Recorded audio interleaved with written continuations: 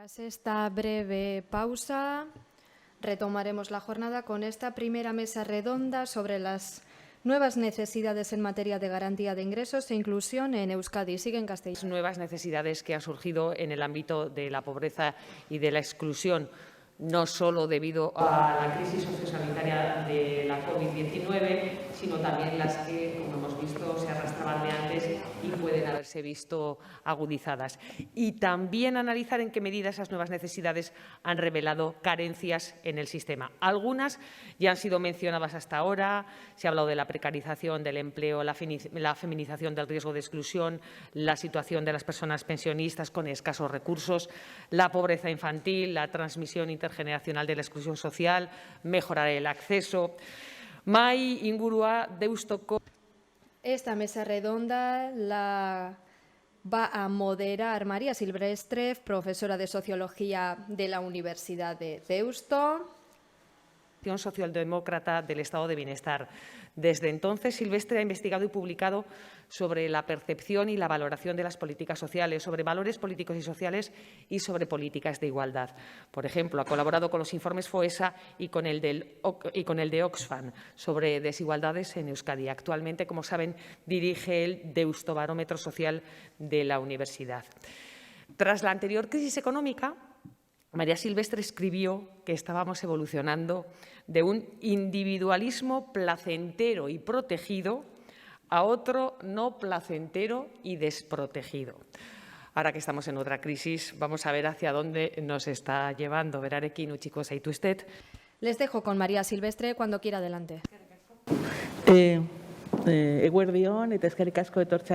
Buenas tardes, gracias por venir. Sigue en castellano. Es la de moderar hoy una mesa con 4 personas expertas, tanto en el ámbito del empleo como en el ámbito de los servicios sociales, para tratar de hacer un diagnóstico y una valoración de cuáles son las necesidades, entre paréntesis, nuevas necesidades que la situación de COVID nos ha traído en materia tanto de ingresos como de inclusión y exclusión social.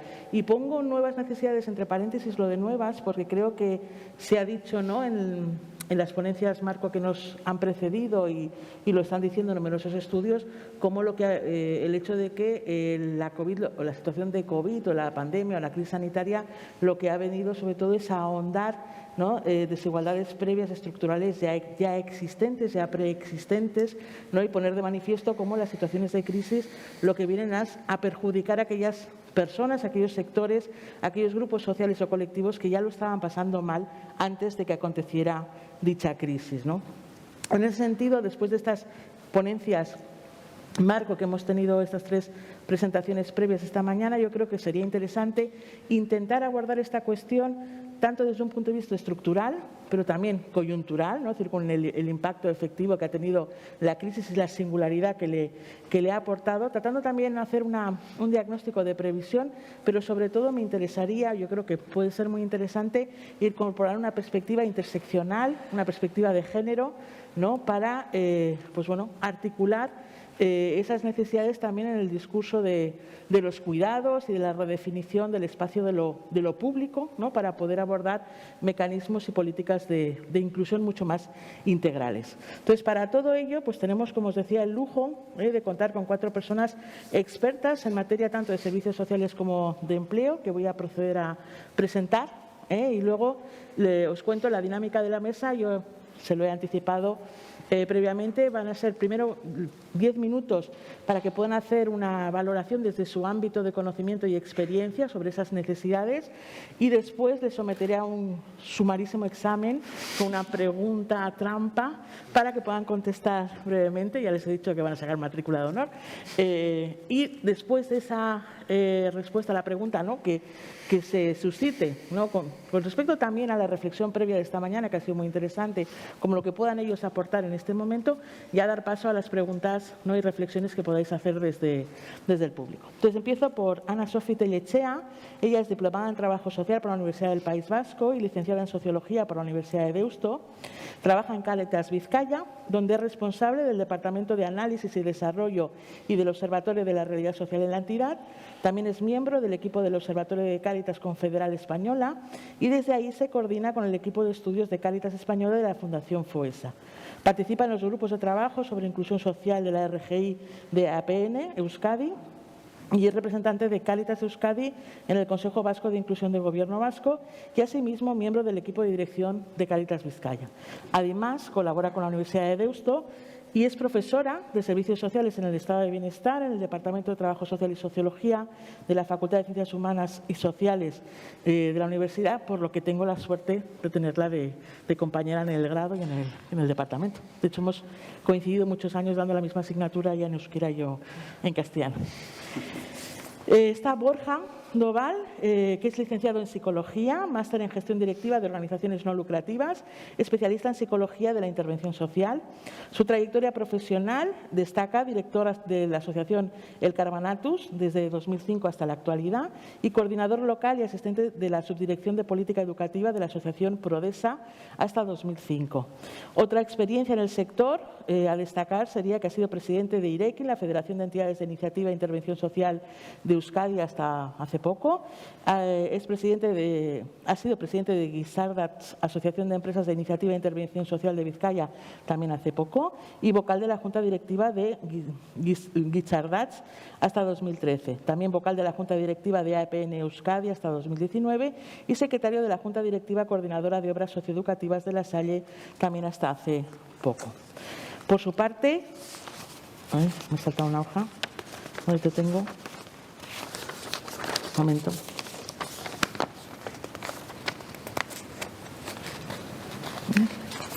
Es para poner emoción, Javier Ramos Salazar, que es actualmente el responsable del Gabinete Técnico de Lanbide. Su trayectoria profesional ha estado asociada a la gestión de servicios de empleo, formación y desarrollo local. Participó en el programa de comités comarcales del Gobierno vasco, con incidencia en la comarca de la zona minera de Vizcaya. Ha estado vinculado a la Escuela de Formación Profesional Marcelo Gangoiti como responsable de proyecto. Ha sido responsable de proyectos que están en el origen del actual Lanbide, como fueron Langai, el Servicio Vasco de Colocación y la página web lanbide.net. Fue director de la Sociedad Pública Gailán en la última etapa y fue el primer director de Lanbide, el Servicio Vasco de Empleo. Y en cuarto lugar, Sara Buesa Rodríguez, que es doctora en Psicología por la Universidad de Deusto, trabaja en los servicios sociales municipales del Ayuntamiento de Vitoria-Gasteiz, donde es funcionaria de carrera desde el año 2008. Desde el 2015, directora del Departamento de Políticas Sociales y Salud Pública. Del 2019 hasta la actualidad, directora del Departamento de Políticas Sociales, Personas Mayores, Infancia y Cooperación al Desarrollo.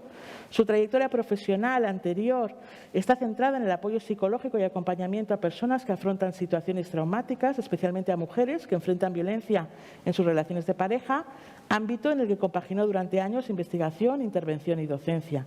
Es psicóloga del Servicio de Asistencia a la Víctima del Delito de Álava y de la Asociación Clara Campo Amor entre 2004 y 2008. Y recientemente nombrada directora de Prestaciones e Inclusión en Lanbide, ¿no? Todavía creo sin que sea efectivo, pero el nombramiento está ya comunicado.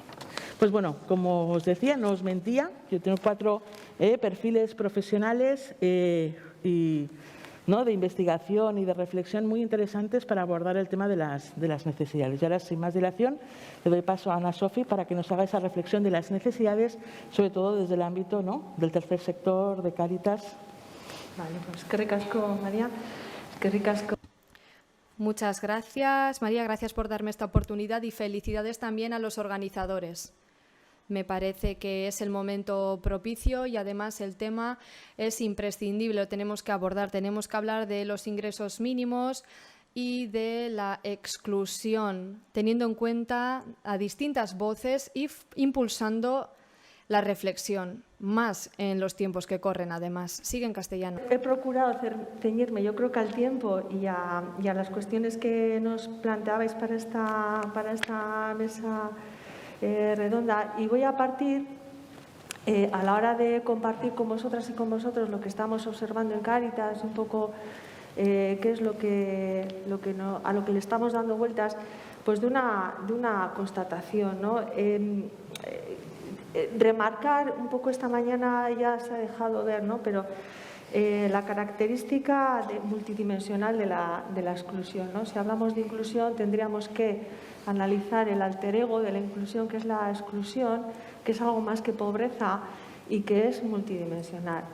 Y que existía antes, ¿no? Ese 15% previo a la pandemia, 15% de exclusión en Euskadi previa a la pandemia, según FOESA, bueno, ahí estaba. Y lo que ocurre, o creemos que ocurre en la pandemia, es que a situaciones de vulnerabilidad y ya de exclusión acontecen de golpe circunstancias en todas las dimensiones de la vida, todo a la vez. No solamente es una dimensión de la condición material de vida, la pérdida del empleo, como podría haber sido en la crisis, sino que están involucradas todas las dimensiones de la vida de las personas, de personas que ya antes de esta situación estaban en vulnerabilidad y que tenían pocos diques de contención para afrontar el embiste, ¿no? A nivel personal y luego quizá también a nivel social o más comunitario. Y en esta, yo creo que la característica no es tanto los problemas que acontecen, sino que acontecen todos a la vez, y, como he dicho, y de manera inminente, y que se mantienen durante el tiempo. Y mantener problemas acumulados durante el tiempo genera, como nos ha dicho esta mañana antes Pau, concatenaciones de sucesos vitales estresantes que generan un deterioro importante en las vidas de las personas, ¿no? Yo suelo clasificar, para explicar rapidito, pues 3 impactos clásicos y 2 que podrían ser novedades, que antes estaban más subyacentes pero que parece que afloran, ¿no? Los 3 clásicos es el impacto en el empleo y por eso el impacto en los ingresos y de ahí a la vivienda, ¿no? Son las 3 grandes clásicos que ponen en riesgo la vida y las condiciones de vida de las personas o de las familias, ¿no? El impacto en el empleo de la pandemia del COVID, en el que aflora, por lo menos desde la perspectiva de Cáritas, pues qué papel juega y hasta qué punto juega también el empleo informal en nuestras sociedades, ¿no? Personas que, por lo menos en lo que nosotros observamos, llegan a los circuitos de ayuda no porque antes nuevas perfiles, no porque antes estaban integrados plenamente en un empleo protegido y de calidad, sino porque subsistían en la precariedad laboral o en el empleo sumergido. Y que de repente esa subsistencia en precario pues se ve interrumpida de golpe y ahí comienza una avalancha de circunstancias, ¿no? Y que llegan porque es un empleo que permite vivir al día pero no genera protección. No, tanto aunque sea formal o informal, son empleos que no generan la suficiente protección como para abordar estas circunstancias, ¿no? Eso impacta en los ingresos, también a personas que desde luego no estaban en empleo, impacta en los ingresos y una caída brusca de ingresos, incluso ausencia de todos, y la vivienda como el primer factor de preocupación de las familias. Es verdad que el sistema de vivienda, desde la perspectiva de las políticas sociales, es un sistema diferenciado del empleo de ingresos sociales, pero para la vida de las personas la fuente de ingresos es la que es, y los gastos y cómo afrontan la supervivencia. La vivienda es uno de los gastos, el más importante, el más principal y el que genera más incertidumbre en las familias a la hora de administrar los pocos ingresos, en este caso, que gestionan, ¿no? La vivienda entendida como no solamente el alquiler, sino todo el paquete de suministros en el que ha entrado el suministro de la digitalización, los wifis, para poder mantenerse esta sociedad cada vez más digitalizada, ¿no? Eso luego hablo como novedad. Pero la vivienda como el primer impacto y la mayor preocupación afectada. Se ha producido pérdida de vivienda y paso de viviendas traslado a viviendas de peores circunstancias o más baratas de familias porque no han podido hacer frente a estos gastos.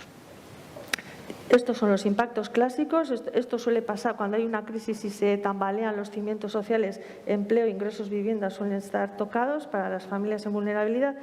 Quizá rescatar 3 novedades, ¿no? La brecha digital, que en una rápida digitalización no solamente de los procesos formativos, sino de la relación de la ciudadanía con la administración pública, pero también con entidades, por ejemplo, bancarias, pues ha dejado fuera de juego pues a muchas familias por lo que nosotros ya empezamos a llamar el apagón tecnológico, ¿no?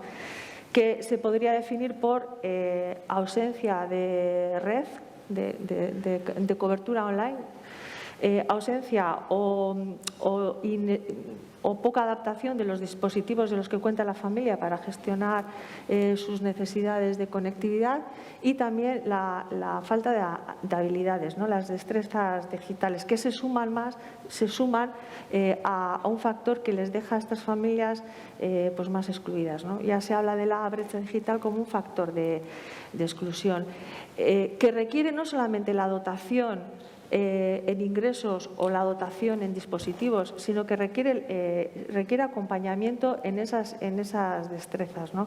Es verdad que nos permite la conectividad, pero aleja aún más a las personas del acceso a los derechos, ¿no? No solamente porque a veces en la relación con las administraciones, también igual con las entidades del tercer sector, a la hora de gestionar los procesos, pero sobre todo los procesos más burocratizados de la administración o de las entidades bancarias, no solamente es el no conocer el sistema digital, sino no conocer el lenguaje administrativo, no conocer el formulario. Bueno, pues eso que en lo presencial se puede solventar, pues en lo digital queda muchísimo más alejado. Con lo cual, podemos estar poniendo una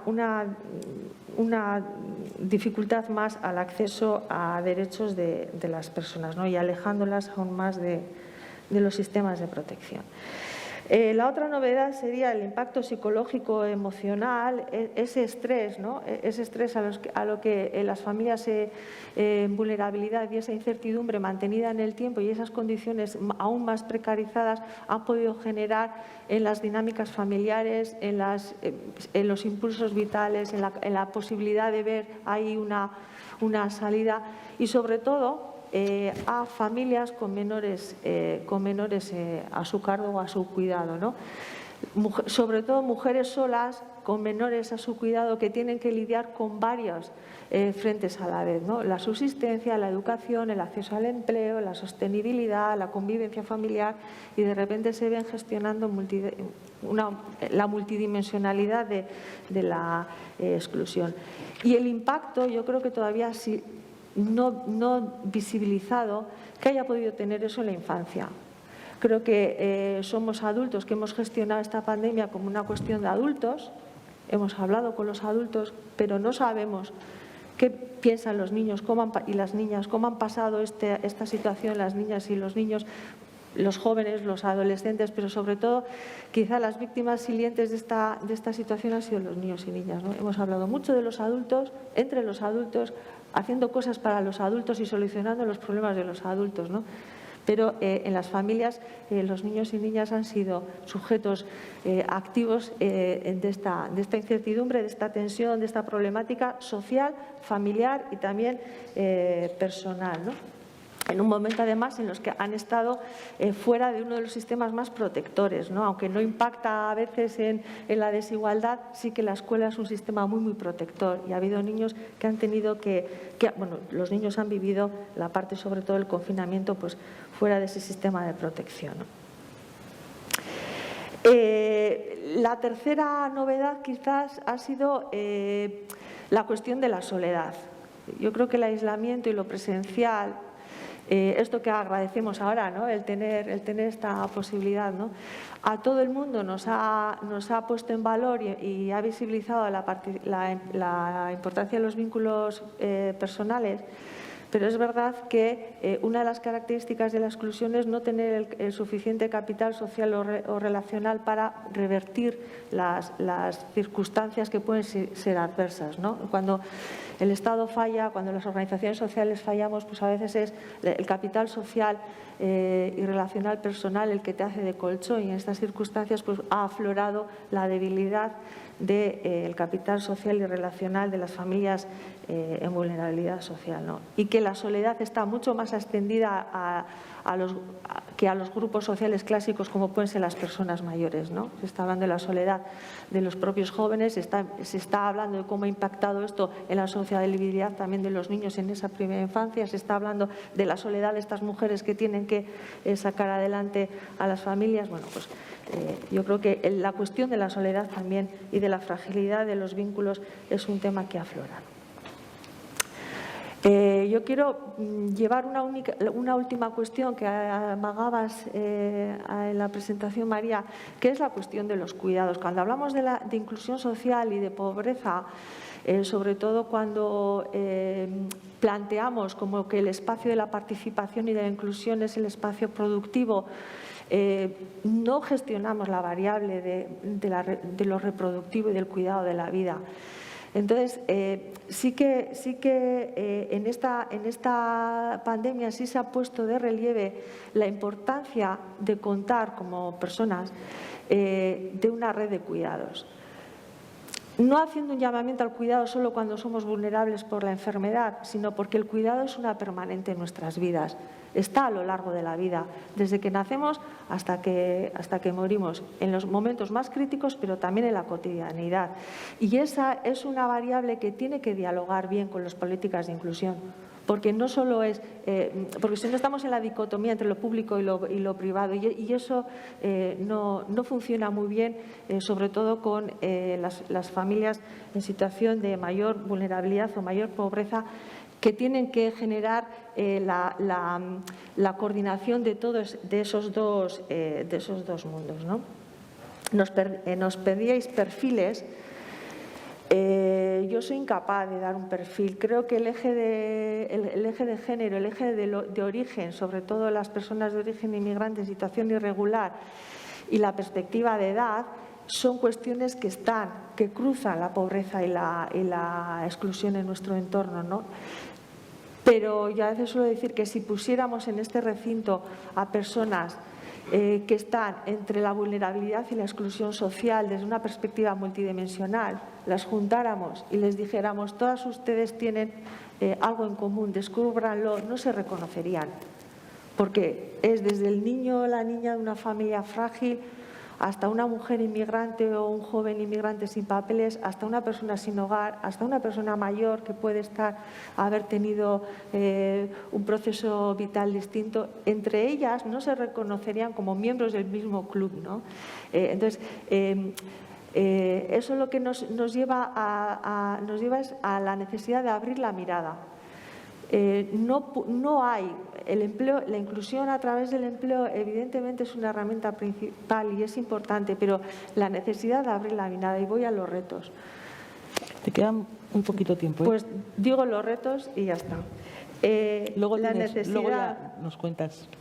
de ampliar el enfoque más allá del empleo, porque la inclusión es un espacio multidimensional que se juega en terrenos que a veces muchas veces no son los productivos, y pongo encima de la mesa algunos. El cuidado de la infancia, no solo del envejecimiento, sino de la infancia, el derecho a la inclusión digital, pero también desde el acompañamiento a los procesos personales, avanzar en las políticas de vinculación personal y de cohesión social y de poder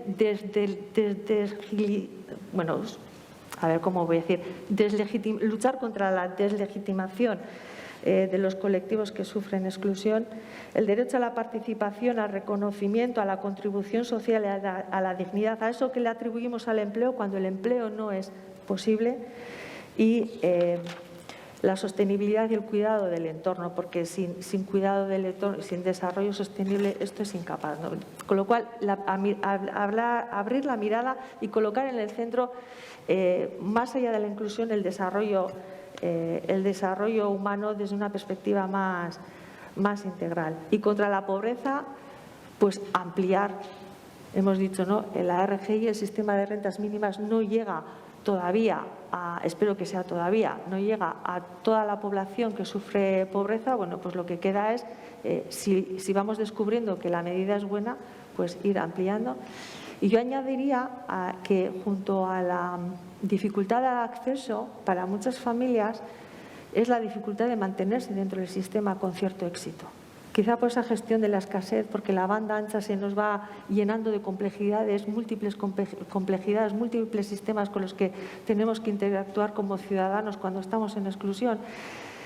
Pero en Cáritas tenemos la experiencia de que a las personas les cuesta mucho entrar en el sistema de la RGI algunas, y cuando entran enseguida se ve la RGI interrumpida y están en una constante ida y venida, o bien desde el mundo del empleo o bien desde el mundo de la RGI, o bien cambiando de habitación. Todo es intermitente, todo es incierto, ¿no? Todo es de llego y salgo, llego y salgo. Con lo cual, no solamente es facilitar el acceso, sino garantizar cierta estabilidad y cierto triunfo dentro del sistema de protección, ¿no? A veces tenemos sistemas que, entiendo que sin estar previstos en su diseño, generan expulsiones también y hacen como si fuera una cama elástica, que en cuanto entras, pum, llegas y sales para afuera, ¿no? Analizar eso, porque si hay colectivos que es por algo en concreto, si la acumulación de problemas puede ser un factor, pero creo que merece la pena saber por qué. Eskerrik asko, Ana Sofi. Borja. Muchas gracias, Ana Sofi. Borja. Consejero, eskerrik asko.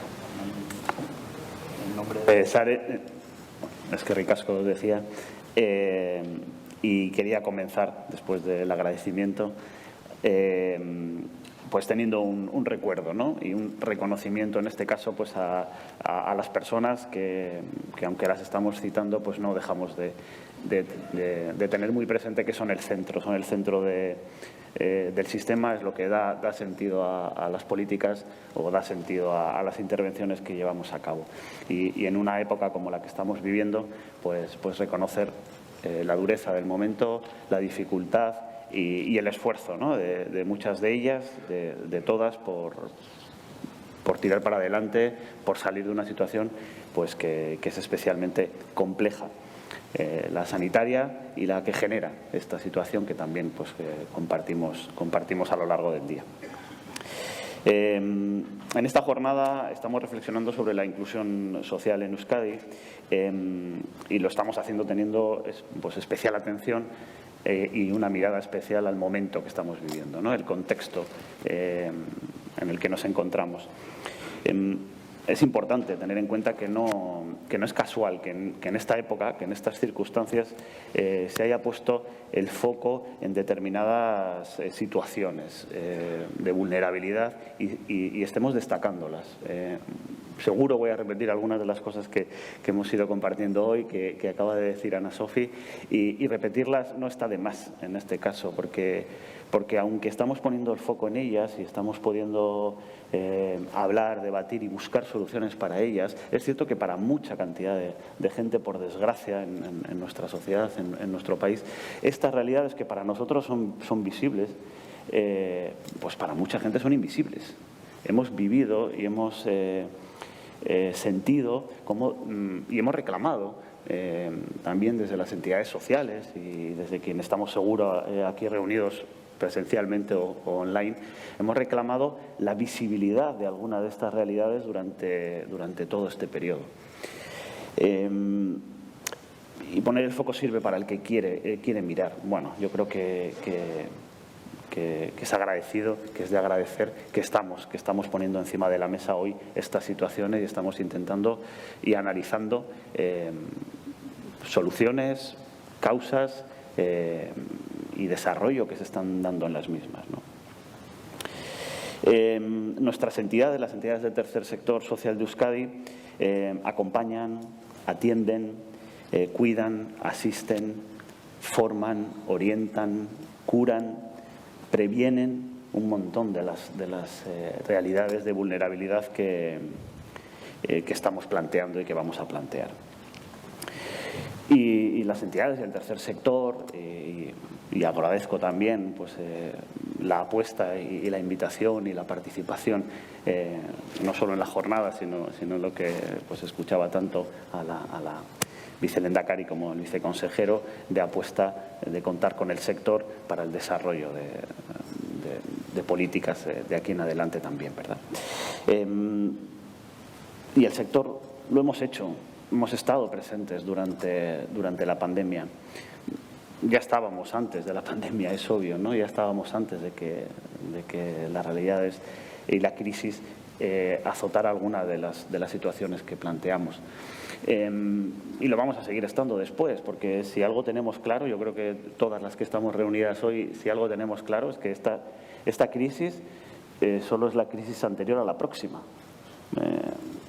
Yo no sé si se nos acortan, ¿no? 2008, 2014, 2020, 2024. Yo no quiero ser pájaro de mal agüero en este caso, pero bueno, es la situación en la que vivimos. Y sobre todo porque las crisis, y ahora estamos identificando una crisis externa, esta es una crisis sanitaria, pues obviamente hemos mencionado crisis económicas generadas por determinadas situaciones exteriores, no son especiales para la gente que nosotros, bueno, tienen cierto carácter especial, no lo voy a obviar, pero la gente vive en crisis, hay gente que vive en una crisis permanente, no es una crisis puntual, que se solventa con medidas puntuales. Son necesarias, son muy importantes, pero efectivamente de aquí también la clave y la importancia del sistema, de tener estructurado un sistema que permite cubrir no necesidades puntuales, no situaciones de deficiencia o de vulnerabilidad puntual, sino atajar la situación en su conjunto y en su globalidad, acompañar a las personas en su tránsito vital, ¿no? En este tiempo hemos identificado realidades concretas de algunos colectivos, como nos planteaba María, ¿no? Mencionar algunas de ellas, y digo solo algunas porque está claro que cualquier cantidad que mencionase me estaría dejando seguro otras, ¿no? Bueno, yo creo que ya lo teníamos claro, pero queda muy patente en este momento que la necesidad de acceso de las personas al sistema de salud es indispensable. Deberíamos de garantizar un acceso a un sistema de salud sin discriminaciones y en igualdad de condiciones. Lo estamos viviendo en este momento, en esta crisis, de una manera especialmente destacable, ¿no? Hemos identificado también, lo apuntaba Ana Sofi, que nuestro sistema de protección e inclusión residencial requiere de una mayor apuesta y me atrevo a decir de una mayor dotación. Hay que orientarlo a facilitar el acompañamiento profesional cuando es necesario, cuando es demandado y cuando es pedido y cuando se hace evidentemente necesario. Pero también debemos de facilitar el tránsito a una vida independiente, procesos de desinstitucionalización cuando así son claramente necesarios. Debemos de garantizar el derecho a una vida adecuada y a una vivienda adecuada y digna. Hemos vivido la crueldad de esta situación en esta época, hace un año, claramente es una de estas realidades que alguna gente quiso no ver, pero creo que, por supuesto, todas nosotras nos sentimos pues afectados por una realidad que está presente en nuestro día a día. Claramente es la situación de las personas sin hogar. Nuestra sociedad tiene que hacer apuestas importantes para seguir cubriendo estas necesidades, ¿verdad? Hemos visto lo necesario de trabajar por la eliminación de la brecha digital.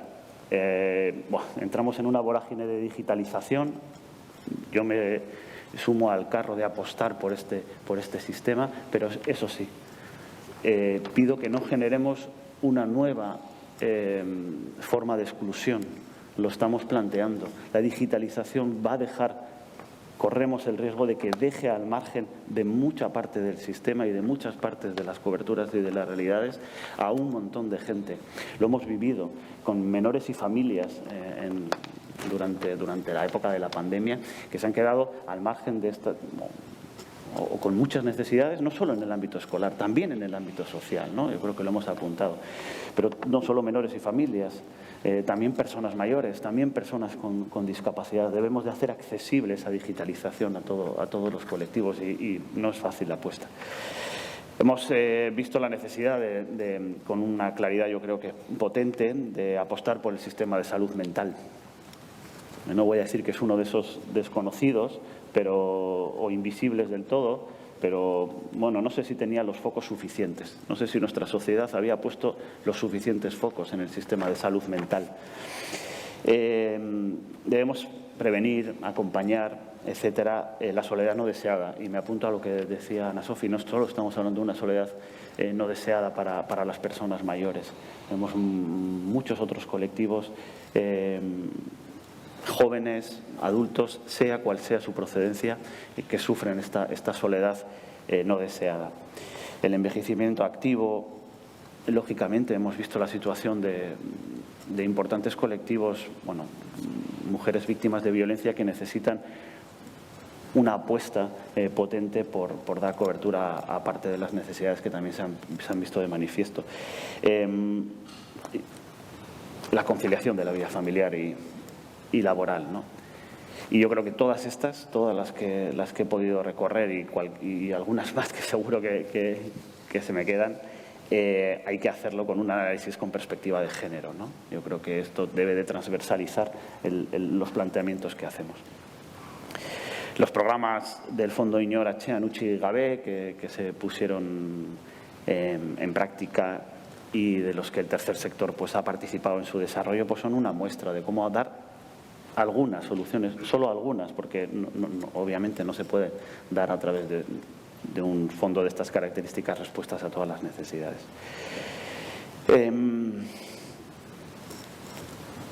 Nos proponía, ¿no?, que analicemos la situación de la exclusión y de pobreza y de desempleo que se han visto aumentadas por esta crisis en nuestro contexto. Analizar el sistema podría llevar a hacer una comparación entre sistemas. Yo hoy no me atrevo a hacer una comparación entre sistemas. Seguramente quizás alguien lo vaya a hacer y lo haría mejor. Y además porque esto siempre depende de con quién nos comparemos, ¿no? La realidad es clara y demuestra que nuestro sistema tiene un desarrollo que permite unos importantísimos niveles de protección y que en una situación tan excepcional como la que hemos y estamos viviendo se ha demostrado una vez más esencial. Hemos vivido este tiempo como hemos definido algunas profesiones, vuelvo a recordar, invisibilizando también otras, pero sí hemos identificado algunas profesiones como esenciales. Nosotros, como sector, también hemos reclamado el reconocimiento de un sector esencial, pero es que los sistemas, y en este caso el sistema que hoy tenemos entre manos, encima de la mesa, también hay que reconocerlo como un sistema esencial.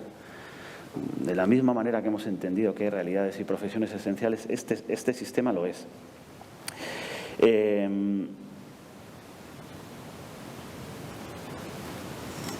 Nuestro sistema es importantísimo en lo que supone de cobertura, en lo que supone de sostén de muchas realidades. Esto no quita, no obsta a que haya que mejorarlo, a que hay que ser conscientes de que no llega a todo el mundo. Yo creo que tenemos entre manos una importante apuesta por reformar, por hacer más accesible, por hacer, esperemos, más garantista también el sistema. Debemos entender que hay que trabajar con el reconocimiento a un doble derecho, ¿no? El derecho a la garantía de ingresos, pero también el derecho a la inclusión social. Está planteado, está así reflexionado y está encima de la mesa y entendemos, y lo escuchaba hoy, que hablar de inclusión social no se limita a hablar de inclusión laboral, ¿no? Creo que es obvio y debe de estar en la reflexión. No planteo que la reforma vaya a ser fácil, porque normalmente las cosas importantes no son fáciles. Las cosas importantes cuestan y cuestan sacarlas adelante. Bueno, que cueste lo que está costando, que sea buena señal de que vaya a ser un buen proceso y una buena reforma. Hay que integrar claramente el IMV en el sistema, en nuestro sistema vasco, para garantizar, para simplificar y hacer más eficiente el sistema, ¿no? Puedo estar más de acuerdo con algunos de los planteamientos que he escuchado, pero es importante, si es importante integrar sistemas, es tanto más importante saber coordinar sistemas. Hay que coordinarse con el sistema de servicios sociales, hay que coordinarse con el sistema de salud, con el sistema educativo, lo hemos oído. Sabemos que las personas que necesitan los servicios y las prestaciones no tienen que entender o saber de sistemas. No debemos de penalizar cuando son los sistemas los que pueden estar poniendo a las personas en una situación más complicada o más vulnerable de la que tenían. Tenemos que encontrar soluciones a esa situación que los sistemas penalizan a las personas, ¿no? Somos nosotras las que debemos de asegurar que el sistema esté al servicio de las personas. Esa es nuestra razón. Estamos dispuestas, estamos disponibles. Pedimos y si me permitís hasta ahí exigimos participar como tercer sector social en la gobernanza, en el diseño, en el seguimiento, en la evaluación del sistema. Y nuestra disposición es a participar activamente, también en la discusión de los proyectos, de los planes, de las leyes, etcétera, a través del diálogo civil. La experiencia nos demuestra que desde los espacios de conciliación, de colaboración, de trabajo compartido con la administración pública y el tercer sector social desarrollamos una labor esencial para nuestra sociedad. Debemos de estar en la planificación, en este diseño. Cuando hablemos de fondos europeos, locales, nacionales, da igual, en esta realidad y en la gestión, esta es nuestra disponibilidad a participar y a construir conjuntamente. Ese es el modelo de sociedad en el que creemos y yo creo que al que da pie para garantizarlo, pues el sistema que tenemos y el sistema que podemos tener, ¿no? Muchas gracias, Borja. Javier, estupendo. Yo lo primero, como decía Pau, estoy muy contento de verdad de recuperar proximidad. Por lo tanto, os agradezco mucho a las personas que hoy estáis aquí y a los que están en esos formatos online la compañía y la atención. Mi posición o mi visión o mi perspectiva, más mercado de trabajo. No voy a tener tanta visión e inclusión como la que he estado escuchando.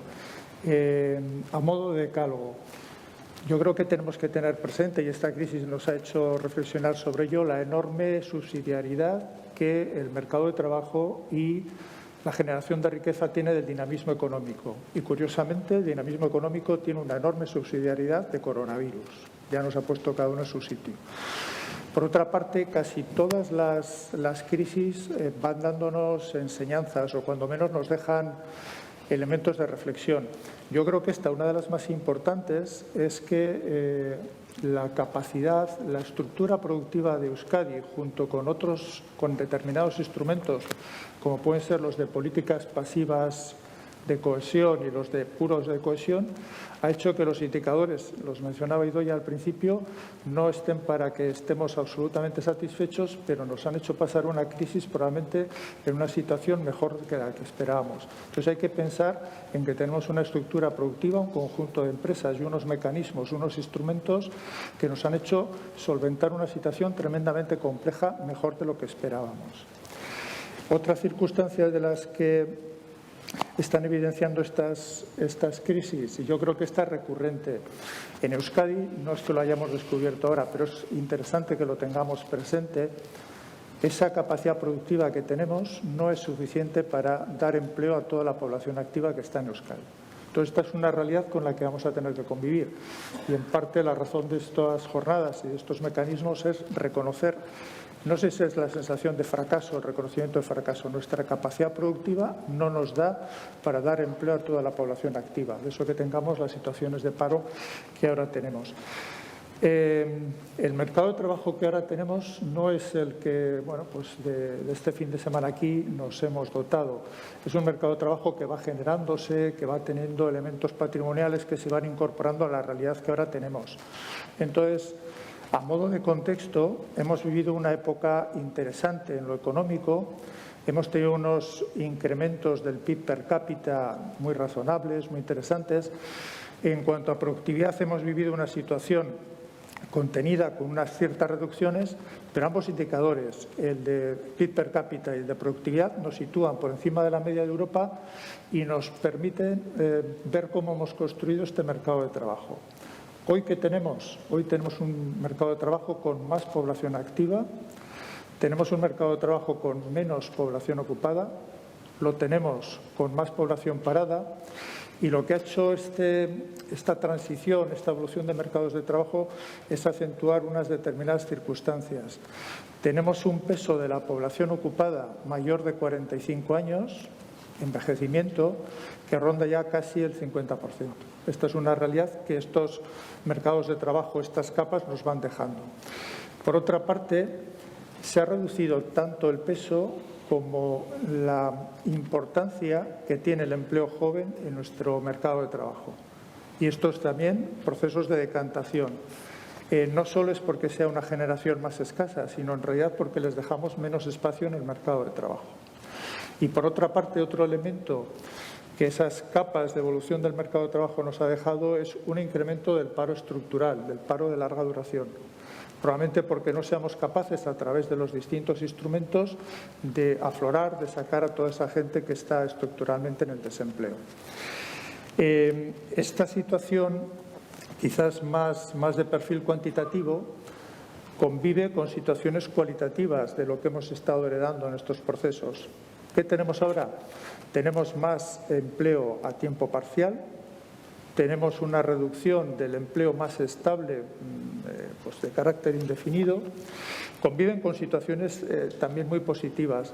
Lo que tenemos en estos momentos es menos conflictividad laboral, más salud y seguridad laboral, tenemos más conciliación y hemos reducido muy significativamente las tasas de pobreza.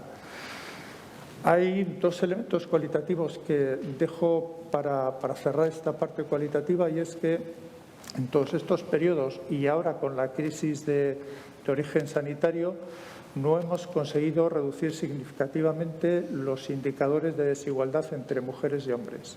Siguen persistiendo. Y por otra parte, todo este tránsito ha hecho que perdamos poder adquisitivo de los salarios. Puede que haya una discusión más de representantes patronales, pero objetivamente en todo este periodo y ahora acudimos a una situación de ese cierto deterioro del poder adquisitivo de los salarios. Mencionaba dos elementos que yo creo que merecen la pena pararse un momento, y es los instrumentos que hemos puesto en tensión, que los hemos puesto a prueba en esta crisis, que son los de cohesión social, fundamentalmente RGI, y los de coberturas o distintas prestaciones por derechos laborales. Desde el punto de vista de los de cohesión social, pues deciros que veníamos de una época en la que, creo que lo ha mencionado antes Alfonso, íbamos reduciendo el peso de los expedientes vivos que teníamos en la RGI. El periodo del año o del periodo que va desde marzo del 2020 hasta la actualidad, tampoco podemos pensar que ha habido un incremento muy significativo. Prácticamente hemos crecido en un 4,6% en este periodo tan convulso y con unos elementos tan traumáticos. Y lo que sí, y creo que también lo ha mencionado en su momento Alfonso, estamos con estas políticas de cohesión social apuntalando una circunstancia que en el ámbito del mercado de trabajo es para reflexionar.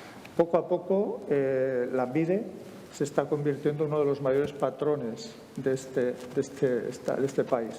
Y lo es porque nuestra contribución a las rentas que sostienen o que complementan el trabajo es cada vez mayor. Eso nos debe hacer reflexionar hasta qué punto el conjunto de características del mercado de trabajo hace que tengamos demasiada precariedad que tenemos que compensar con este tipo de mecanismos. Os mencionaba los ERTEs. Los ERTEs, yo siempre cuando miraba históricamente cómo transitabas por una crisis y te comparabas con otros países, tenías cierta envidia porque otros tenían menos destrucción de empleo y aquí había una destrucción de empleo tan compleja, tan completa. Y en realidad era porque había mecanismos, no solo los ERTEs, otros también, pero que de alguna manera, como decía también antes Pau, es más fácil mantener a una persona en el empleo que recuperar a una persona que es derivada al desempleo y generar un puesto de trabajo para él. Los ERTEs, pues yo creo que ha sido un mecanismo sorprendentemente, estaba ahí, pero ha sido un mecanismo muy sorprendente. Ha habido un overbooking de noticias en torno a los ERTEs.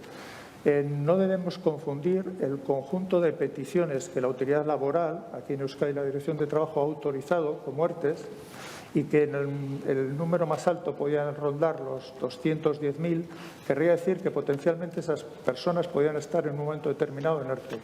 Pero la fecha, para simple curiosidad, del año pasado en el que más personas estaban ese día en ERTE con una prestación que les complementaba esa situación fue el 20 de mayo del 2020. Mucho 2 y mucho 0, pero fue en esa fecha y aproximadamente eran 126.000 personas. Eso en términos relativos era un 13% de la población ocupada. Y si tuviéramos en cuenta esto más el paro que en aquel momento teníamos, hemos llegado a estar muy cerca, si hubiese sido todo paro, del 24%. Estas cifras nos retrotraían probablemente a la década de los 80 y, sin embargo, no lo hemos tenido. Hemos transitado en una situación bastante contenida. Luego, el mercado de trabajo, al contar con esos dos instrumentos, yo creo que lo hemos tenido en cuenta de una manera muy satisfactoria. Hay una circunstancia que me ha parecido entenderle a Idoia en su intervención. Estamos en estos momentos valorando cómo de heridos, damnificados, estamos en esta crisis o vamos a salir de esta crisis. Pero no debemos olvidar que hemos convivíamos con unas corrientes de fondo que estaban ahí. Esas corrientes de fondo, por no citar muchas, tienen que ver con la automatización, con la digitalización de la actividad productiva, están ahí y en este caso yo creo que la crisis que hemos vivido de un origen sanitario la ha acentuado, es decir, ha acelerado el compromiso por muchas empresas por buscar ese nuevo espacio, por reinventarse y esa circunstancia yo creo que es de las positivas que nos ha podido traer esta crisis. Y el otro es un tema que casi todos tenéis en la cabeza. Vivimos en una situación de riesgo por envejecimiento de la población. Tiene un elemento, yo creo que negativo, y es que probablemente, queramos o no, vamos a estar ante mayores niveles de absentismo, fricciones entre cómo transmitimos conocimiento, nos quedamos con conocimiento, con otras situaciones que es una oportunidad. Vamos a dejar mucho espacio, sobre todo los que peinamos canas, porque va a haber una demanda de reemplazo muy alta, de tal forma que el mercado de trabajo, espero, le deje espacio a las personas jóvenes. Y por último, no sé si en el capítulo de retos, de cómo enfocar esta situación, yo creo que lo más complejo en el corto plazo que tenemos que hacer es cómo aprovechar la oportunidad de reinventarnos, no en el más sentido profundo de la palabra, pero sí reinventarnos, que nos supone la crisis y los fondos de recuperación al que vamos a poder acceder. Ese es uno de los retos mayores que os confieso que por más vueltas que le damos no lo tenemos nada fácil porque podemos tener una sobrefinanciación que no sabemos cómo emplear en el corto plazo para reinventarnos. Y lo otro, una preocupación, un reto. Lo ha mencionado antes Alfonso, esta cuenta hay que pagarla. Luego tenemos que estar pendientes de cómo salimos de esta, asumiendo que vamos a tener una enorme deuda y no se la podemos transmitir, en este caso, a personas jóvenes. Muchas gracias, Javier. Sara. Bueno, unón. Muy buenos días. En primer lugar, me gustaría mostrar mi agradecimiento por tener la oportunidad de participar en esta mesa redonda. Sí, la verdad es que creo que el momento de oportunidad de reflexionar sobre este tema, sobre el sistema de garantía de ingresos e inclusión es muy apropiado en este momento y para mí, bueno, pues es un placer formar parte de esta reflexión. Está muy bien además esto de hablar la última porque así, bueno, me voy a hacer eco de algunas de las cosas que ya habéis comentado, voy a tratar de no reiterarlas e intentar aportar alguna reflexión complementaria a todo lo que habéis comentado. Ya se ha dicho aquí, pero es claro que el impacto que ha tenido esta crisis socioeconómica ha sido diferencial y ha impactado mucho más grandemente en personas que están en una situación socioeconómica más baja, en perfiles de población que estaban en riesgo de exclusión, personas que trabajaban en trabajos precarios coincidentes curiosamente con los empleos que han resultado ser esenciales, ¿no? durante el estado de alarma y la pandemia, que viven en barrios degradados, en viviendas inadecuadas, mujeres, familias monoparentales con hijos e hijas a cargo, personas jóvenes, ¿no? Personas con problemas de conciliación. Bueno. Las economías frágiles que ya existían en tantos hogares, ¿no? Y la pérdida de empleo, de ingresos, ha condicionado mucho que hayan incrementado las dificultades de muchas familias para cubrir sus necesidades básicas. En los servicios sociales hemos detectado este aumento de necesidades en familias que ya veníamos atendiendo, pero también nos ha llegado muchísima demanda de situaciones nuevas de atención de personas que hasta ahora se arreglaban y tenían más o menos cubiertas sus necesidades básicas, pero que a raíz de esta situación y como consecuencia de esa disminución de ingresos, de esa pérdida de empleo, pues han empezado a tener dificultades para cubrir esas necesidades básicas. Por ejemplo, personas trabajadoras en los ámbitos más afectados de la pandemia, ¿no? De hostelería, turismo, comercio, personas en situación de ERTE que han visto disminuidos sus ingresos, personas que trabajan en economía sumergida, que bueno, yo lo habéis apuntado de alguna manera, pero en sectores como servicio doméstico, gremios de la construcción o reparaciones, venta ambulante, prostitución. Bueno, ahí hay todo un ámbito también de personas en estos sectores que se encuentran en una situación de importante vulnerabilidad. Si miramos los datos de todo lo que se ha invertido, ¿no? Y los esfuerzos que se han hecho a nivel de las instituciones, de entidades del tercer sector o de otros en lo que es la cobertura de necesidades básicas, se ve claramente cómo se ha intentado dar respuesta, ¿no? Inmediata y urgente a estas necesidades.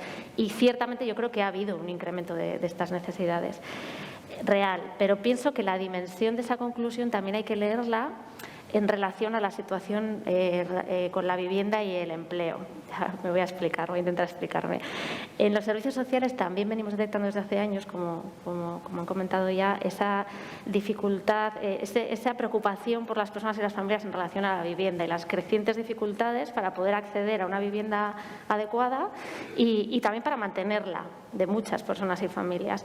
La vivienda... El parque público de vivienda es insuficiente para atender a la demanda, la situación del mercado libre es escasa, con precios muy altos, a eso se suman en muchas ocasiones condiciones abusivas que se marcan, ¿no? Para personas extranjeras, para personas perceptores de prestaciones. Y además el otro factor estructural que también se ha apuntado, ¿no? Que tiene que ver con la precariedad laboral, la inestabilidad, la temporalidad, esa situación de pobreza en el empleo que se da muchas veces, pues si la combinamos con la situación de la vivienda, pone a las familias y a las personas en situación de mucha dificultad, ¿no? Y lo viven con mucha tensión y esa situación. Previo a la pandemia se venía produciendo un incremento de desahucios y pérdidas de vivienda en personas y familias sin alternativa habitacional. Eso lo hemos venido detectando en los servicios sociales. Y es cierto que los lanzamientos se han paralizado durante todo este periodo, ¿no? Y en este momento se encuentran paralizados, pero todo eso se va a reactivar y esos procedimientos van a seguir adelante y además son más ahora las personas, las familias que están teniendo realmente dificultades o que van acumulando impagos, deudas por el impacto que está teniendo la situación socioeconómica, ¿no? Y me parece importante destacar que estas situaciones afectan cada vez más a un perfil de personas que anteriormente no estaban afectados tanto por estas situaciones. A las situaciones de sinhogarismo, ese perfil más clásico, ¿no? de personas con trayectorias de exclusión, se añaden otras de personas con experiencias de vida independiente, con capacidades para funcionar de manera autónoma, con habilidades, ¿no? Pues en definitiva, personas que hasta ahora no habían tenido que venir a los servicios sociales y vienen y recalan en nuestros servicios a veces por una problemática exclusivamente económica o de vivienda. Y nosotros, o sea, desde los servicios sociales se vive como estas realidades estructurales como algo que desborda a la capacidad de respuesta que se puede tener desde ese ámbito, ¿no? Especialmente, además, esta situación está teniendo mucho impacto en familias con niños y niñas, ¿no? Ya se ha hablado aquí también de la pobreza infantil. Yo, igual me corriges, Pau, si me equivoco, pero creo que el porcentaje un poco que se estima de personas menores de edad en situación de riesgo de pobreza está en torno al 27%, puede ser. Esa cifra es bastante escalofriante y no sé hasta qué punto somos conscientes de lo que esto lastra y condiciona no solo la situación de estas familias, sino todo el futuro de nuestra sociedad. Decía antes que los datos del aumento de las dificultades para cubrir necesidades básicas creía que había que leerlas en relación con esta situación de la vivienda y el empleo por lo siguiente. Si hacemos un análisis de ingresos y gastos, en muchas familias y personas tienen que destinar más del 50% de sus ingresos a la cobertura de los gastos de mantenimiento de la vivienda. En este contexto, las prestaciones del sistema de garantía de ingresos, aunque son una ayuda importantísima para la subsistencia, resultan insuficientes. Pero más allá de solo la suficiencia de la cuantía de la prestación, yo creo que hay que hacer otro punto de reflexión, que es que su uso se está desvirtuando de alguna manera, porque las personas y las familias se ven abocadas a hacer uso del dinero que perciben para cubrir necesidades básicas de alimentación, de vestido, ¿no? De higiene, a sufragar los gastos que le está suponiendo la vivienda y con el correspondiente menoscabo de la capacidad para cubrir esas necesidades y la necesidad de recurrir a redes de apoyo informales cuando las tienen para buscar apoyo y cuando no las tienen, pues al Banco de Alimentos, entidades del tercer sector. ¿No? Yo creo que se está produciendo ese movimiento de alguna manera. por terminar con esta situación de la vivienda, en el caso de las ayudas de emergencia social, por ejemplo, lo vemos claramente. El 95% de las ayudas de emergencia social que tramitamos en el año 2020 en Vitoria han sido 7 millones de euros. El 95% van destinados a gastos de alquiler, mantenimiento, endeudamiento previo relacionados con la vivienda. Entonces, bueno, ante esta situación, os comentaba que desde los servicios sociales se percibe muchas veces que desborda, ¿no?, la capacidad de respuesta a esta situación estructural. Pero creo que también cabe preguntarse, ¿puede el sistema de garantía de ingresos en sí mismo dar respuesta a esta situación estructural? O teniendo en cuenta que estas situaciones de pobreza o de riesgo no son algo residual, sino que cada vez afectan a una parte mayor de la población, quizás sería conveniente, para corregir ese déficit estructural, plantearse, articular otro tipo de medidas que puedan ser más eficaces, que no vayan dirigidas exclusivamente a las personas actualmente beneficiarias de la garantía de ingresos, ¿no?, en un sector de situación de pobreza más severa, sino igual más medidas más universales, dirigidas a la población general y que permeen en mayor medida y permitan corregir estos déficits estructurales, ¿no? Por ejemplo, pensar en prestaciones universales dirigidas a familias con hijos e hijas, o medidas vinculadas con la fiscalidad como deducciones reembolsables, medidas dirigidas a aumentar o complementar el salario mínimo, ¿no?, para que no suceda lo que está sucediendo con los estímulos al empleo, que en la práctica, ¿no?, están cubriendo esos déficits salariales. Prestaciones como la prestación económica de vivienda, ¿no?, que se va a articular y desarrollar desde el sistema de vivienda vinculado al derecho subjetivo, y que ese desarrollo es muy importante, ¿no?, para complementar las necesidades vinculadas a la vivienda. Bueno, no sé, creo que hay que hacer esta doble reflexión, del sistema de garantía de ingresos en sí y esa parte de visión más global para corregir esos déficits estructurales que afrontamos como sociedad. En mi intervención he mencionado cómo cada vez más se están recalando en los servicios sociales situaciones de personas que no tienen igual necesidades sociales de acompañamiento porque tienen competencias y capacidades para funcionar con autonomía, ¿no?, pero que tienen esa situación de necesidad.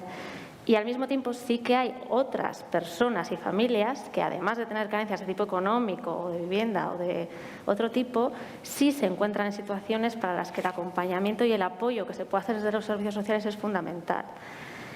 Personas que puedan tener dificultades para desenvolverse con autonomía funcional en su vida diaria, por situación de dependencia, por insuficientes habilidades o competencias.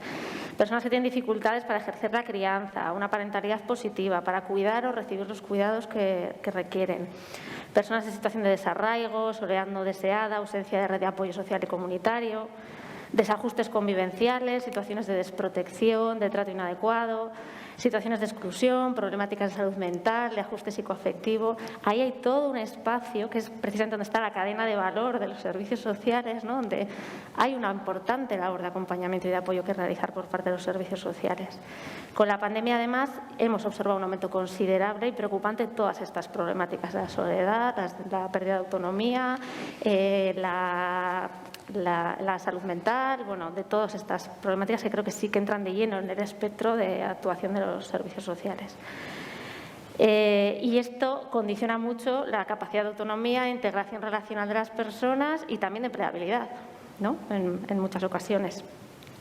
Entonces, en estos casos, la función de diagnóstico social, de acompañamiento y de provisión de apoyos para la autonomía que pueda desarrollarse desde los servicios sociales es fundamental para apoyar los procesos de inclusión.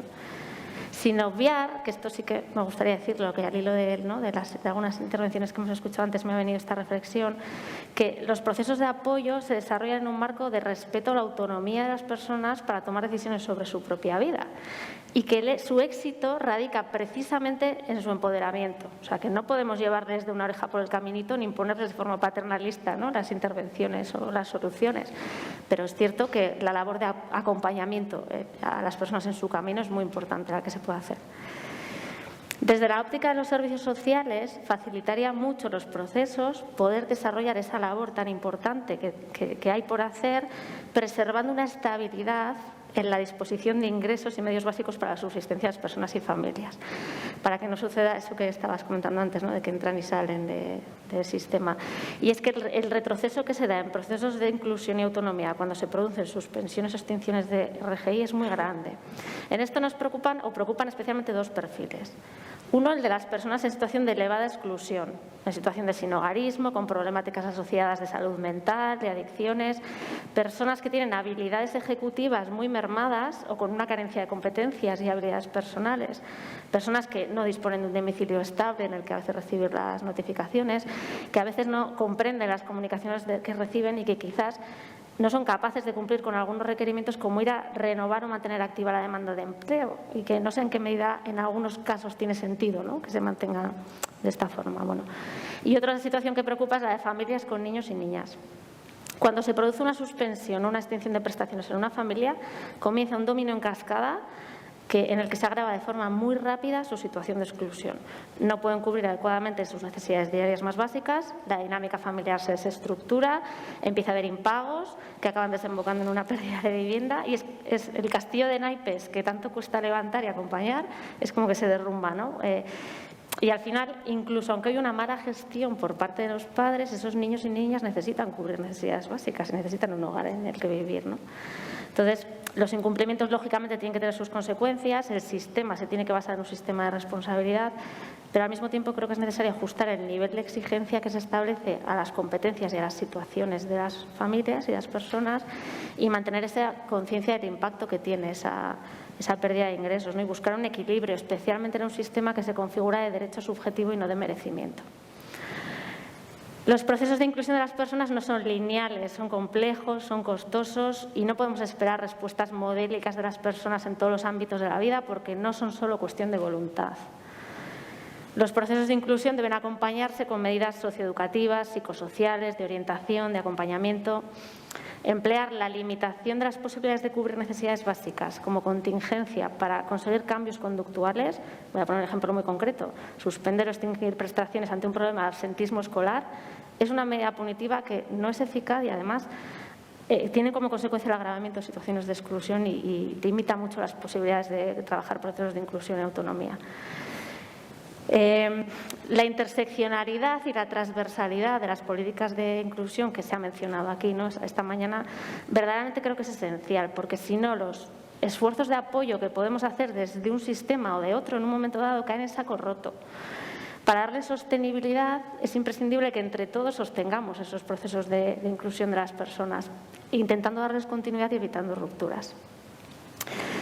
Esto de dar sostenibilidad a la inversión económica y social que hacemos y continuidad a los procesos de inclusión me parece que es un tema trascendental sobre el que reflexionar. Ahora no hay mucho tiempo de detenerse, pero realmente hay situaciones de ruptura de procesos en los que invertimos mucho y luego se rompen, ¿no?, de alguna forma. Y por poner un ejemplo, el de los jóvenes que salen del sistema de protección al cumplir la mayoría de edad, o el de las personas que están en el circuito de protección internacional, pero que en el momento en el que ven denegada su solicitud pasan de la noche a la mañana a estar en una situación de irregularidad y exclusión en todos los ámbitos, después de haber invertido en apoyos, ¿no?, a esas personas por parte de unos y otros sistemas. Que creo que esta reflexión más global de esa sostenibilidad de los procesos que hacemos y de la inversión que hacemos me parece que es pertinente. Bueno, y por último, yo quiero terminar con una referencia a Adela Cortina, que acuñó el término de aporofobia, ¿no?, de ese rechazo a las personas pobres. El núcleo de nuestra sociedad se basa en una lógica contractual, ¿no?, de reciprocidad. Hay que dar y hay que recibir. Estamos dispuestos como sociedad a dar a personas que aporten algo a cambio. Y cuando nos encontramos con personas que parece que no tienen nada que dar a cambio, nos genera rechazo, ¿no? De ahí surge ese rechazo y esa aporofobia.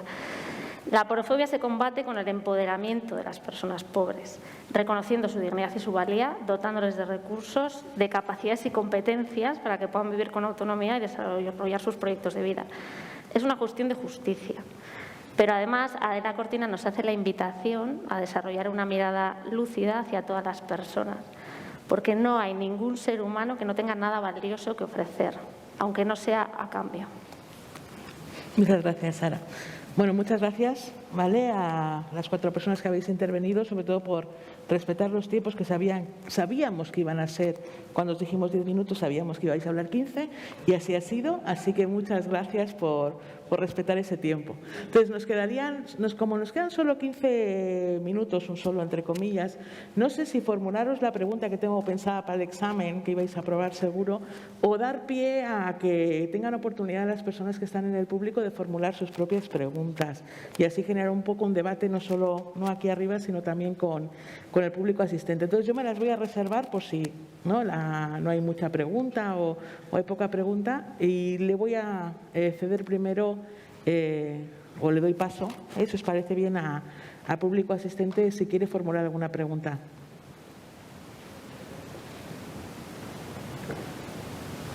Bueno, pues mientras lo vais pensando, yo como sí las tengo pensadas, me ha resultado muy interesante. Yo creo que estáis de acuerdo, ¿no? Es decir, la inclusión es ir más allá del empleo. Yo creo que de alguna u otra manera lo habéis manifestado en vuestras intervenciones. El ir más allá del empleo, ¿no?, nos plantea que las políticas de inclusión tienen que ser mucho más integrales, ¿no?, tienen que ir más allá, y yo también creo que lo habéis comentado, ¿no?, de las políticas sociales o de los servicios sociales. Hablamos de la vivienda, pero hablamos de la dignidad de las personas. Cuando se hablaba esta mañana, ¿no?, de las políticas predistributivas, estamos hablando de educación, de política económica, ¿no? Es decir, estamos abordando una respuesta que debería ser sumamente integral y que no solo responde, ¿no?, a las situaciones de exclusión severa, sino lo que el informe fuese a llamar esa integración precaria, que cada vez es mayor y es más precaria, ¿no? Es decir, André Gortz hace ya un cuarto de siglo nos hablaba del riesgo de la sociedad de los 2/3, que es una profecía que se está cumpliendo. Nosotros en el informe, el Deustobarómetro que venimos aplicando desde 2013, sale una constante de un 20-25% de personas que no están en esa exclusión severa, pero sí están en esa integración precaria, y que en contextos de crisis económica, como fue la financiera, como está haciendo la sanitaria, hacen serios ajustes, ¿no?, en sus economías domésticas, y aparecen esos nuevos perfiles que habéis traído a colación. Entonces, me parece... y ahora os voy a las preguntas, que tienen mucho que ver. Yo me he quedado con, al final, yo creo que era el último párrafo de la intervención de Pau, cuando hablaba de que había determinadas políticas sociales o políticas redistributivas que tenían mayor legitimación entre la población. ¿Cómo traspasar eso? Es decir, ¿cómo generar marcos de legitimación consistentes, sólidos, ¿no?, para todas y cada una de las políticas de redistribución y de predistribución que tenemos que hacer? Sobre todo, como si asumimos que uno de los aprendizajes de esta crisis sanitaria ha sido que hay que reforzar los sistemas públicos, ¿no?, y la respuesta pública a los problemas sociales. Y voy a las preguntas.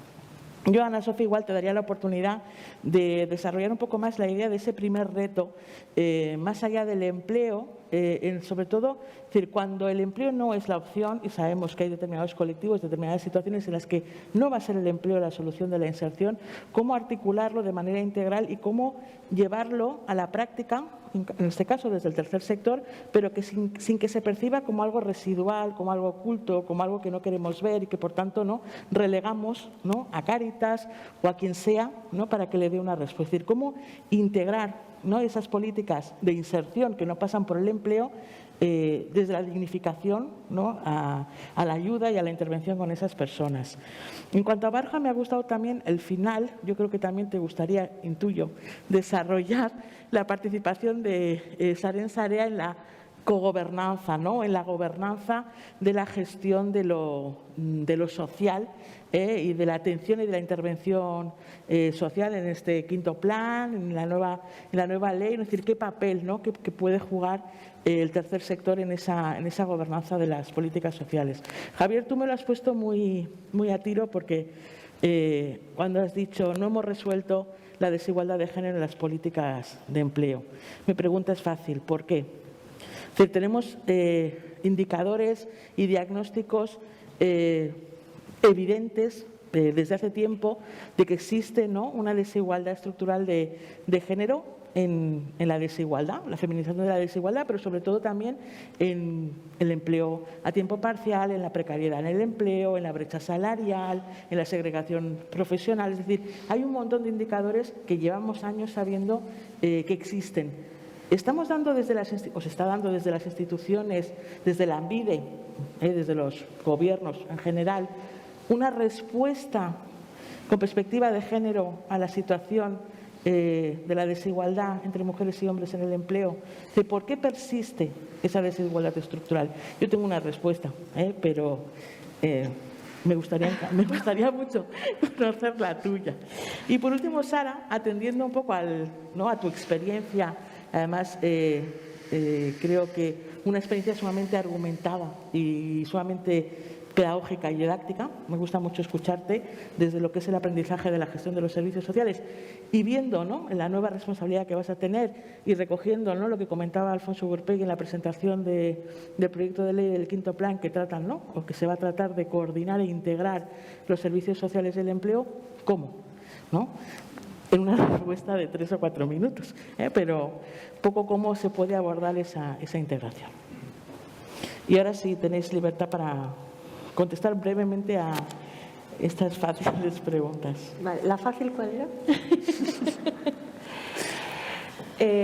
Bueno, la inclusión social más allá del empleo. Yo creo que tenemos un problema o una dificultad de partida que es a qué llamamos inclusión, ¿no? Claro, si llamamos inclusión a la inclusión por el empleo como el espacio en el que nos articula la función social de la ciudadanía, pues no hay inclusión más allá del empleo. Es lo que nos y nacemos, crecemos y después cuando pasamos nos merecemos el descanso relacionado con cuál es la función de la ciudadanía en una función social que es productiva y de consumo, ¿no? Es eso. Siendo eso una dinámica social evidente que no nos podemos abstraer porque no hay otro mundo, como no hay otro planeta, pues esta es la situación en la que estamos. Yo sí creo que tenemos que reestructurar nuestros paradigmas de inclusión y hay que hacer pedagogía de la aporafobia, hay que hacer pedagogía de la inclusión y de la inclusión y hay que hacer pedagogía también de lo que queremos construir y cuál tiene que ser o cuáles pueden ser las funciones sociales, eso de que lo que uno aporta y lo que no aporta a la construcción del bien común. Y el bien común no solamente es el campo productivo y del consumo, ¿no? Somos ciudadanos productivos, somos ciudadanos consumo. La inclusión ya se estaba planteando también como la inclusión en el consumo, ¿no? Usted no participa de la producción, pero participa del consumo. De ahí la importancia de la transferencia de actividad del consumo. Bueno, pues tenemos que construir los paradigmas, ¿no? Paradigmas como el que yo abordaba hacia el final es cómo puede ser un paradigma de una sociedad que lo que construye es el desarrollo humano integral y nos iríamos a otros espacios, ¿no? Y por eso incluir también en este debate de abrir el paradigma la cuestión de los cuidados. O sea, no puede ser que la inclusión sea una inclusión desde el empleo y esto de los cuidados nadie hable como algo que cada uno hace en su casa como puede, más allá, ¿no? Yo creo que la primera cuestión sería para irnos planteando cuáles pueden ser esos espacios de inclusión más allá del empleo, abrir y ver socialmente cuál es el espacio común de la participación ciudadana más allá del empleo.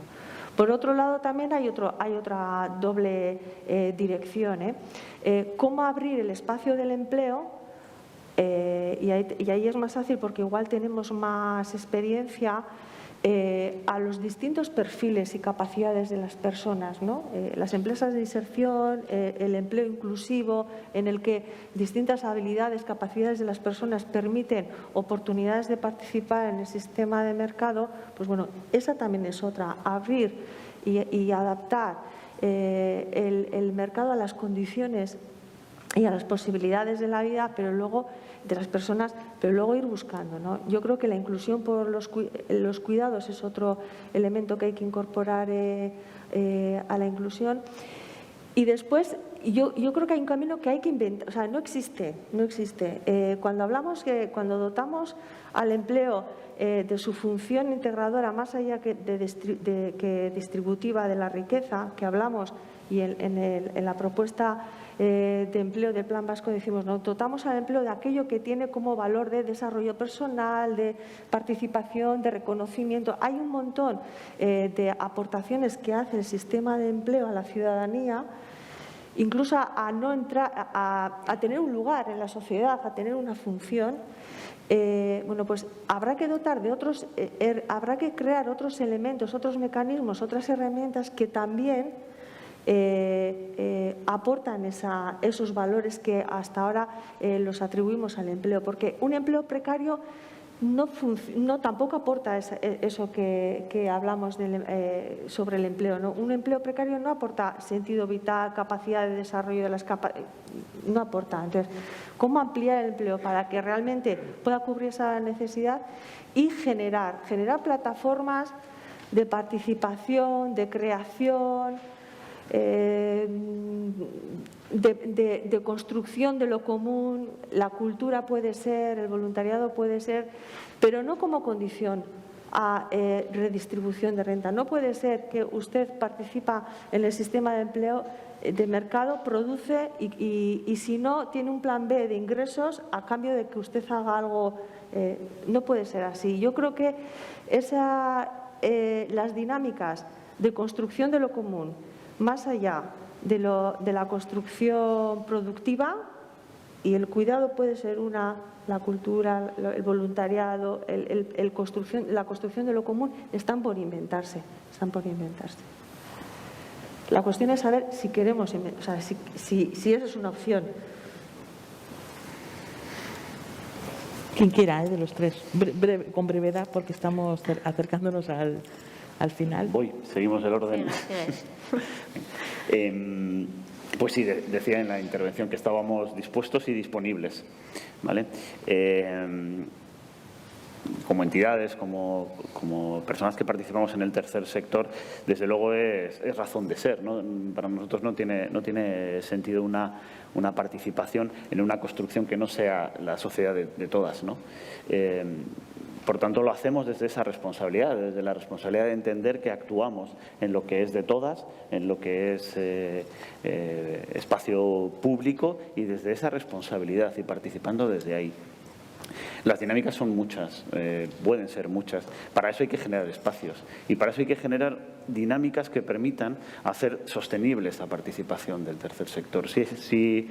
Mira, pongo encima de la mesa, ya que me preguntas por esa parte, una cuestión que es importante, ¿no? Si hay una apuesta por el tercer sector social también como agente constructor de sociedad, como agente importante en lo que estamos aportando a las generaciones venideras también, hay que hacer una apuesta porque sea sostenible. Sostenible el sector permite que sea sostenible el sistema. Un análisis de la presencia, de la transversalidad, de cómo está enraizado el tercer sector social en el sistema de protección y en el sistema, los sistemas que pudiéramos ponerle el adjetivo que quisiéramos ahora, el de cuidados, el de atención a las personas, es claro, no deja mucho lugar a dudas la importancia que estamos. Pero en todos los sistemas, porque estamos acompañando a las personas a estar presentes en los sistemas. No es fácil, los sistemas por sí solos no están dando muchas veces la solución. Hay que acompañar a las personas a que obtengan la solución que sí el sistema les ofrece, pero al que no con tanta facilidad acceden las personas, ¿no? Y bueno, solución a esos problemas también he escuchado hoy que intentamos poner en marcha. Por eso quizás hay que también analizar cómo es la apuesta, el modelo de financiación, el modelo de presencialidad del sector dentro del sistema del que hoy hablamos o del conjunto de sistemas, ¿no? Y entonces será más viable una participación en la cogobernanza, un estar en los espacios de reflexión. Sabemos y asumimos desde la responsabilidad que cuando toca tomar las decisiones, toca a quien corresponde tomar las decisiones. Pero nosotros, si se nos pide esta participación, aportaremos nosotras todo lo mejor que podamos de nuestro bagaje, de nuestro know-how, de nuestra capacidad y de nuestra presencia y de primera mano con la sociedad, ¿no? Entonces, bueno, por supuesto que quisiéramos estar en los sistemas y eso requiere abrir la puerta de determinados espacios. Sabemos la importancia de haber puesto en marcha los espacios de diálogo civil. Necesitamos seguir evolucionando en las dinámicas de diálogo civil y necesitamos que también se capilaricen más al conjunto de la Administración los espacios de diálogo civil. Eso va a permitir ayudar más en lo que podamos no solo a la gobernanza o a la cogestión o a la correflexión, ¿no? Muchas gracias. Como pedí antes, Pau, contestar esta pregunta es para un rato. Yo me voy a posicionar y es un posicionamiento lógicamente personal. Creo que un camino lo tendríamos marcado y resuelto si cumpliéramos las normas de las que nos hemos dotado. Creo que simplemente con eso cambiaríamos el escenario. Alfonso mencionaba en que las administraciones confían en los administrados. Bueno, muchas, algunas, no todas. El paradigma de la administración, como puede ser Hacienda, no confía en nosotros y hace bien. Entonces, en estos momentos yo creo que ejemplos tenemos. Se me ocurre, la Dirección General de Tráfico tiene muchísimas actuaciones, de muchísimas variedades de actuaciones para evitar que aumenten los accidentes de tráfico. Pero hay un elemento que es condicionante. Cuando pasamos a la altura de un radar, sabemos lo que tenemos que hacer. Yo creo que en estos momentos el que cambiemos, desgraciadamente, esos indicadores que no evolucionan satisfactoriamente y que llevamos décadas construyendo mecanismos para que eso ocurra, pues igual sencillamente tenemos que dar un paso de cumplamos las normas de las que nos hemos dotado. Yo creo que sería el elemento más valioso. Muchas gracias, Javier. Sara, para cerrar. Sí, a mí este tema de la transversalidad, ¿no?, y la relación entre sistemas, en concreto el sistema de empleo y servicios sociales y también en general, ¿no?, de todos los sistemas del Estado del bienestar, es un tema que me preocupa, me va a ocupar grandemente, pero además creo que es muy importante incidir en él, ¿no? Bueno, que los servicios sociales y los servicios de empleo tienen que trabajar juntos, yo creo que está claro, pero para empezar porque atendemos a las personas, ya les estamos atendiendo, ¿no? En el sistema de empleo de garantía de ingresos, quiero decir, ya les estamos atendiendo en sus procesos, ¿no? A gran parte de las personas que son perceptoras de renta de garantía de ingresos están atendidas en servicios sociales también, ¿no? Y en ese sentido que yo decía antes, de que creo que es importante que acompasemos los apoyos que estamos haciendo desde un sistema y otro para realmente sostener bien esos procesos de acompañamiento a las personas. Es importante ahí ajustar y coordinar e integrar, ¿no? Me parece que es importante abordarlo, lo decía, ¿no?, Alfonso antes. Bueno, creo que tiene que empezar por haber conversaciones de igual a igual, ¿no?, entre el sistema de empleo y el sistema de servicios sociales, donde conocer un poco las vivencias desde cada uno de los ámbitos. Y yo creo que para los servicios sociales un aspecto clave es poder centrarse realmente en esa cadena de valor suya, ¿no?, de acompañamiento, de diagnóstico social, y ahí yo creo que va a haber total disposición a colaborar en esto, ¿no? Quizás lo que se vive con mucho peso muchas veces es todas las cuestiones que tienen relación con otros sistemas, otras cuestiones que no son tanto dentro de esa función propia de los servicios sociales, que caen muchas veces de los servicios sociales, pues porque son la puerta a la que llaman las personas cuando tienen dificultades en cualquier ámbito de la vida, ¿no? Y eso se vive con mucho peso, y también se vive con mucha frustración a veces cuando se están trabajando en procesos de acompañamiento de las personas, las rupturas que se producen, ¿no?, cuando en otros sistemas no hay ese apoyo a esa continuidad también.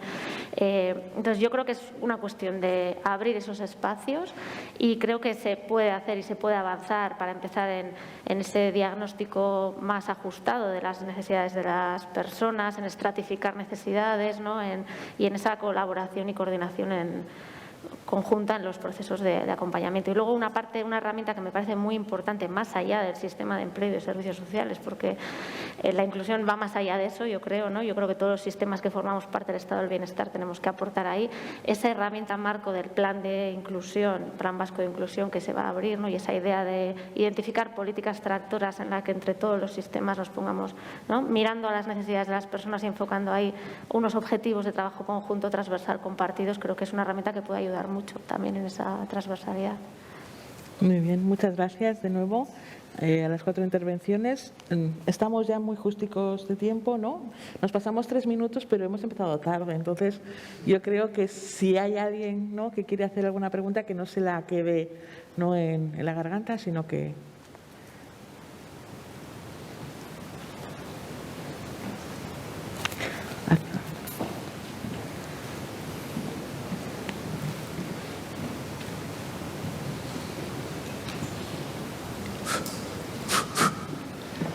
Bueno, yo me llamo Salvador González, soy miembro de las plataformas de afectados por la hipoteca, y más que una pregunta, yo quiero hacer una reflexión.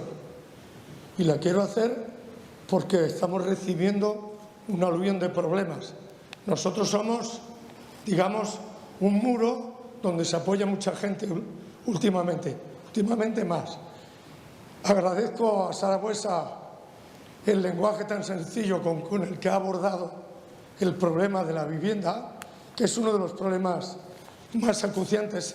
Digamos que antes que el empleo es la vivienda en la que está creando una serie de dificultades. Entonces, yo quiero emplazar un poco a la Administración y voy a coger un poco la palabra que decía este compañero, que no me recuerdo cómo se llama, Javier. Digamos, utilizar las normas de las que nos hemos dotado, porque hay mecanismos para paliar toda la exclusión social que estamos viviendo, que están incluidos en leyes. Por ejemplo, me voy a referir a la Ley de Vivienda, que va a cumplir 6 años y no se ha reglamentado, solo se ha reglamentado el derecho subjetivo como una prestación económica, que además a mí me parece que es tirar el dinero por una hucha que tiene un agujero en el suelo. Entonces, un poco yo lo lanzo como reflexión, porque además ahora está viniendo un problema que se nos hace nuevo a nosotros. Nosotros nacimos para enfrentarnos con los problemas de las hipotecas, pero ahora nos vienen, la mayoría son problemas de alquiler, de gente que no tiene una estabilidad laboral o que cobra una prestación social, y como cobra una prestación social o tiene un acento un poco raro, nadie le alquila una casa. Y eso es una reflexión que yo creo que la Administración tiene que hacer para ver cómo solucionar, porque los alquileres se han disparado, son una locura. Yo ahora vivo en Vitoria, pero en Guipúzcoa hay medias, por ejemplo en Donosti, de 1.300. Y a ver qué familia que esté cobrando una prestación social puede asumir eso. Yo agradezco mucho tu intervención. Es un problema que vamos a tratar, porque yo sé que nosotros nos vamos a ver, nos vamos a encontrar. Ahora mismo nosotros estamos impotentes. Tenemos que mandar a la gente a servicios sociales, y los servicios sociales en muchos casos tienen las manos atadas. Muchas gracias. Gracias, Salvador. ¿Alguien quiere hacer alguna pregunta, alguna otra reflexión? Si no, daríamos por cerrada esta sesión, agradeciendo muchísimo vuestra participación y ahora, sin bromas, el que os habéis adecuado perfectamente a los tiempos. Yo creo que habéis conseguido pues que haya sido una dinámica interesante, entretenida, dinámica y fácil de seguir. Eskerrik asko.